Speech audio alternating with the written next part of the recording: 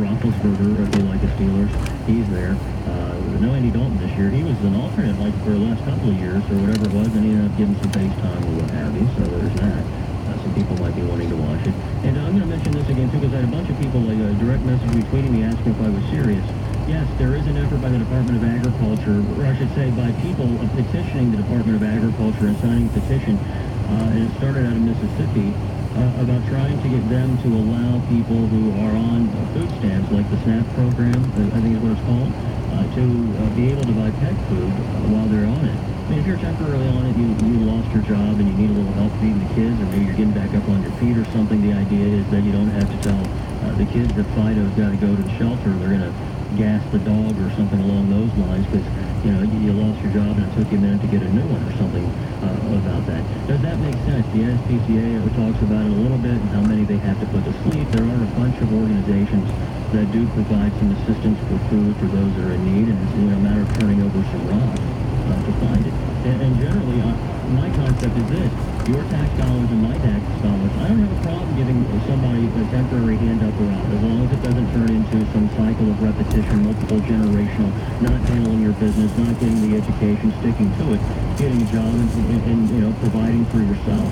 Food, a little health care, to get it together, to skirt by until you can get back up and handle it, well, that's fine. And it is hard in a situation temporarily in a way to imagine that, your pets are going to have to go to the wayside. The argument that people have had is that they would be giving human food to the pets anyway, sacrificing their food instead. It's not about increasing the benefits. This is never going to happen. I cannot imagine whether it's this environment we live in now with people thinking more like me than not, which is not necessarily bad, or the fact just in general that the federal government at some point is going to go, yeah, food stamps for pets too. But I see the rationalization, though I don't necessarily fully agree with it, and I'm all about the animals. I'm the same guy that the other day walking my dog, he finds a sickly, just about to die kitten outside, and I can't leave the kitten there. So then I got to figure out what I'm going to do with this soon-to-be dying kitten. The kitten then dies, and I've got a dead kitten in the garage because I got to go to work, and I can't bury the cat. Makes no sense. So then I got to figure out what do I do. And let me just stop saying this real fast. I didn't mean to get in this, but it happened. So for anybody, because I got email people going, well, you hate animals, you're part of the problem, you don't even like kids talking about and shooting at each other and eating, laundry detergent. No. I love people. I want people to stick around and live better, and I love animals. So anyway, I got the dog who finds a sick cat. What would you do in this situation? I'm walking the dog before work, and the dog finds a sickly cat. And they're emaciated and coughing up like horrible flies. The dog just found it near like there's a tree in a sewer tunnel. And it's just sitting there. I didn't even notice it at first, the dog found it. Then I'm like, no, I can't leave this cat here. I gotta get to work, so I fix it up over something. I can't bring it in the house and make the other cat sick. So then the cat's gonna die, the cat dies. I gotta bury it, I don't have time. So then I go to the vet. I go, okay, I gotta get medicine for the dog anyway, heartworm and stuff. And I go, hey, I got this dead cat. And it's a stray. I can't throw it in the trash. I didn't have the heart to throw it in the trash. It's just a carcass, but that's where I'm at. And they go, well, it'll be $30, and it'll have like a community grave with other animals, and it'll be $30, and they'll be respectful. So then I'm like, $30 for a cat that if I had walked the other direction and the other block away from the school, my dog would not have found. I spent the $30 and had the cat taken care of that way. But it helped out a lot. Would you have done the same thing? I mean, seriously, don't tell me I don't care about animals. I was trying to do a kindness and trying to do the right thing. I'm not tagging for that. Just because I'm saying I'm not really on the idea of the food stamps for pets. It's about people and our taxes. I don't pay them. I don't have the fun. They depend on us. 749-7800, the big one pound, 700 AT&T. That was a couple of days ago in the life of Sterling. I have no secrets. You're on the church turns away.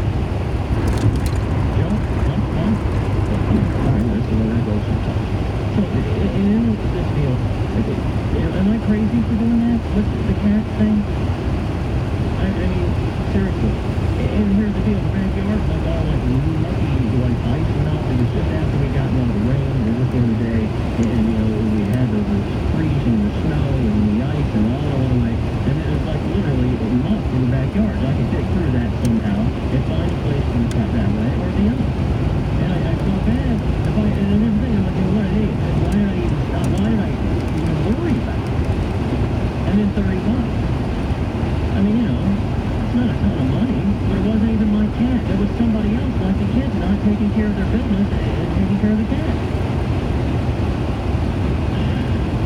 I'm too sensitive, you know what it is? I'm too sensitive and I'm too giving. I give too much. I've been told that before. Women in relationships have said the same thing.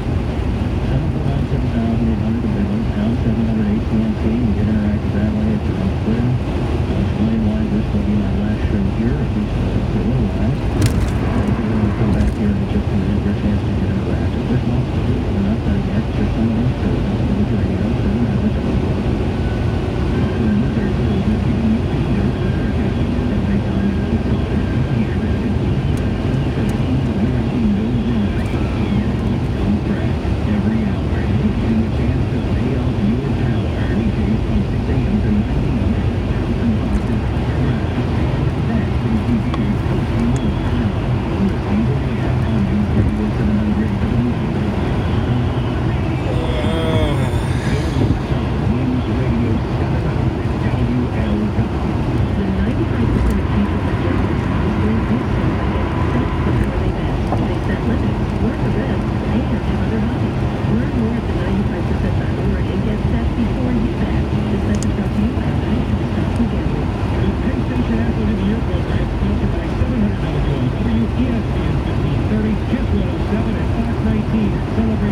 Everybody's driving so fast. Oh yeah. Oh, it's such a hurry for him. It took me a long time to be able to say I have cancer because I am such a scary word. I guess I'm not the only one who wants to get everything. And knowing that we must pay for all of the medical expenses, that's huge. So you will have to How's this guy got? Is that a Komodo or something?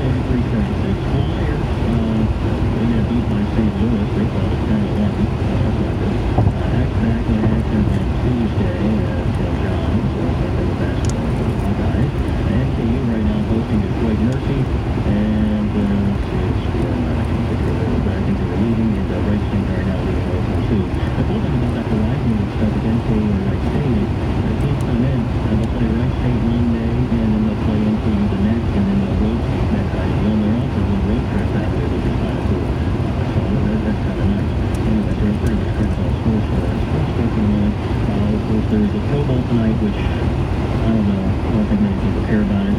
As a kid, I loved the Pro Bowl. It was all about looking for my Bengals and how they were going to do and all that. But it's really kind of tackle or touch football or whatever kind of. The NBA All-Star Game is a little bit different than that. I mean, there's not a lot of defense, but it's a whole lot of offense, and that's pretty exciting. Personally, I kind of dig that a lot. To Cheddar, and we go with Dave with Sterling, News Radio 700 WLW. What's Shake? Hey, good afternoon, sir. You know, my late brother was a police officer, and he went to his grave believing that parents need to start being parents again and not being necessarily the kids' friends. Yeah, makes sense. You know, they need to step up to the plate and exert their rightful authority instead of just letting anything go. I think sorry. Go ahead, I'm sorry. No, I was just going to say, I think most people are doing right. Most people are handling their business. Most people are doing good and are good. And if that weren't the case, as mind-numbing and disturbing as these stories are, like this whole Neil Larkin kind of thing, pulling guns on each other and then surprise somebody's going to get shot on occasion, and the whole laundry detergent consumption deal and a lot of other stuff like that that's going on, getting headlines. It's irregular, and that's why it's news. If it becomes so prolific and so commonplace that it is no longer out of the ordinary and not considered news, that's when we're really all doomed. But it just seems to be happening too often. And the thing is so obvious to me. I mean, it doesn't take a brain surgeon in mental capacity of some type of Mensa member to figure out that pulling a firearm on someone and pointing it and putting it in their face just might get you a response of a deadly nature with somebody else who might also be packing heat. I mean, it's like, hey, if I run out on a 71 after the show, it's likely that Blazer and McGee, Tim and Martin, respectfully, might look out and see, what used to be Sterling and just a pile of stuff out there on the road blocking traffic because there are cars on the freeway. Absolutely, and for those of us, I spent 22 years in the Navy, and one of the first things they impressed upon us was the fact that guns are there for one purpose, and one purpose only. And to this day, I treat my weapons like an American Express car. I don't leave my home without it. Well, because you also treat it with respect. You don't leave it lying around. And there are problems with people who don't secure their weapons. They don't educate their kids to the severe nature and the deadly repercussions of using them or misusing them. And then there should be some accountability for that too when that happens. Whether it's the kid who gets the gun out of the house and then goes to a high school and shoots somebody, and they're grieving and the weight on their shoulders like the families who lost their two kids in Kentucky last week. It is inconceivable to me. But I mean, there is some level of responsibility too. I mean, I've got to take care of what's mine. You need to take care of what's yours. And then, of course, the other stuff is almost elementary also. Yeah, and there's legal precedent for charging parents who leave their guns around and they just can be held accountable for, just leaving a gun out in plain sight or not keeping it on the lock and key so that it avoids tragedy. Yeah, I mean, and it's funny because you start talking about this and you get two responses, Dave, and I appreciate the call. The responses usually are one, oh, you're a gun nut, right? Because you'll go, well, clearly the guns mean we can't get rid of guns. Or the opposite side, even hearing the same conversation, there were people go, see, you got to get rid of all the guns. Guns are the problem. And the other side. It's real simple. Handle them responsibly. I mean, it's that very simple. And the thing with this thing of the kids now, and it's becoming more of a problem. This is the early onset of the no lacking challenge. And what I mean by that is the laundry soap thing with the Tide Pods and others like that's been going on a minute. And those numbers are increasing. So now that a kid got shot in Memphis, and more of these videos are out there with kids pulling guns on another kid or other people to see what their response is going to be and no lacking in this challenge. This is going to increase and be more of an issue too. Because they want to be seen, they want to be heard, they want to get those likes, they want to get those hits, they want to get those views, and some, they get some money out of it. But here's the deeper thing. A lot of these are younger kids, so where the hell are they getting these firearms? for mommy and daddy? Are they buying them on the street or whatever else that goes with it? Because almost all of the ones that I've seen, and I did some research and looking, they're not like grown men doing this. Because most grown men, grown people, period, have a little bit more understanding about the fragility of life and a little bit understanding about the responsibility that goes with having that firearm. And here's the other part of it that is a little bit on the common sense side. Most adults who've been around for a minute, if you're going to do some illegal dumbass activity, probably have the smarts and the wherewithal, probably not to have video evidence showing you doing that same criminal dumbass video of the herd mentality also. And if not, then they're a cautionary tale and, you know, a part of the problem that we get to talk about as well. I'm not done yet. It's Sterling. News Radio 700 WLW. It's the man who was shot while sitting inside his car. It's the fake Lyft driver accused of sexually assaulting a female passenger. It's the 13-year-old who started an apartment fire trying to kill bedbugs. In other words, it's the news that affects you. Every 30 minutes that affects you on News Radio 700 WLW. The results are in. A survey of 5,000 companies shows the top barriers to growth. It's taking finance too long. Almost there. Slow to launch new products. We need to hire good people and keep them. Too many disconnected systems. I can't see what's happening in my business.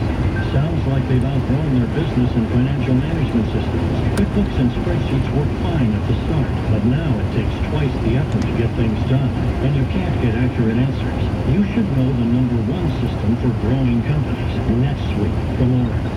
NetSuite is the one system that tracks and manages revenue, cash flow, HR, inventory, projects, even e-commerce for every industry. Now you can run your business from a dashboard on your phone. That's why thousands of companies use NetSuite. It's the only system you need to run your business. Go to netsuite.com/radio to get your free guide called 17 Crushing minutes. the 5 Barriers to Growth. That's netsuite.com/radio. Think fast. In the short time it takes to listen to this message, a small flame can turn into a big fire. Several minutes more, and thick, poisonous smoke may have filled your lungs and reduced your ability to respond. Give it 5, and your entire home may be filled with flames. Keep breathing. We got you. Don't let your world go up in smoke. Have working smoke alarms and always stay in the kitchen when cooking at high temperatures. Learn more at usfa.fema.gov because fire is everyone's fight. 94.5 FM WKFS HD2 Milford. This is News Radio 700 WLW, an iHeart radio station. Patrick Gamble is a trucking legend. He goes by CV Handle Swamp Fox and hauls cargo on the open road with his trusty dog Diesel. Patrick protects what he's built with affordable coverage from Progressive Commercial. He gets flexible payments with big-time discounts and savings, which he spends on Diesel, the dog, and the fuel. But mostly the dog. Find out what makes Progressive the #1 insurer of trucking legends across America. Visit ProgressiveCommercial.com today. Progressive Casualty Insurance Company and affiliates #1 truck insurance and National Financials 2014 National Written Premium Data. All your favorite music, all your favorite stations, all free. That's iHeartRadio. All your favorite music. This is Steven Tyler and Joe Perry from Aerosmith.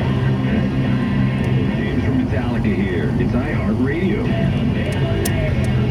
And iHeartRadio is all your favorite stations. Thousands of the best radio stations from across the country. Plus, iHeartRadio is free. Download the app today. All your favorite music, all your favorite stations, all free.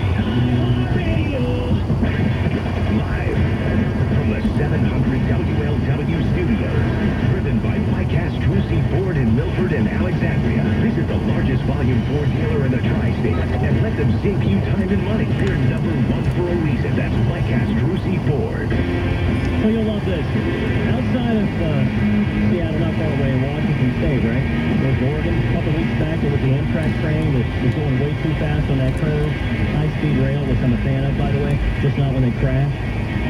Apparently, the people who worked on the train had told Amtrak officials they had not gotten enough training on the new route and were concerned about safety issues, and they were like, no, you'll be all right, go ahead. Well, we found out. You got this. You can do it. You know, just go ahead, just hit the brake. Remember, you got to hit the brake on that curve? No, what? Oh, Good luck hell. with that. It's amazing it wasn't more carnage involved with that. Sterling, News Radio 700 WLW, Blazer McGee, Mark, and Tim in here, getting ready to come on and follow me this afternoon. Pro Bowl going on, strong competition passion, but not really. Nobody really watches the Pro Bowl anymore. When I was a kid, though, I got to tell you, Tim McGee, and also Mark here, this is great. And maybe you were like this, Mark. I don't know. Tim, you're coming from a different world because, well, you've been there and doing some stuff in the NFL, obviously, and then chance to fight for that ring. As a kid, it was exciting. We were like, man, there's no football, then there's a little bit more football. It was later, and they're in Hawaii, and I'm like, man, it's freezing cold. I had to walk the dog. It was 5 degrees. I'm pushing snow out of the way, and my Bengals, some of my Bengals are in Hawaii. Let's see how they're going to do. Then I'm like, nobody wants to play in it, and Tyler Eifert found him his way out. He busted up. It was an ankle, I think, or it was an ankle, right? Ankle. So he's like, I'm never doing that again. So, and now, I mean, the Super Bowl comes after. So, Tim, tell me, what is the viewpoint of it? And was it the same kind of thing when you were playing where people were like, it's still an all-star game, it's still something to a point, or is it just another chance to ruin your body so you can't make that money down the line, which is already a limited window opportunity anyway? I liken it to a 5th preseason game. The 4th preseason game, no one plays, no one cares, and all you're doing is to play to not get hurt. And the Pro Bowl has become more of a flag football game. It's kind of weird. Tim said if you catch a slant Right. in stride, you're gone. Because guess what? No one's going to try to run you down. Nobody's Just trying it's to tackle you. touchdown. Run. That's why the score looks more like an NBA score that some years than a regular football score, because everybody's like, they almost do the, I hate to say it, the Williams pirouette. Right this way, Mr. Bell. Please, after you. Right after you, exactly. There's the end zone. There's the end zone, Mr. Running Back. There it goes. I just want to leave here with all my faculties in place. Because the last thing you want to do is spend your off season. Made it. Love you.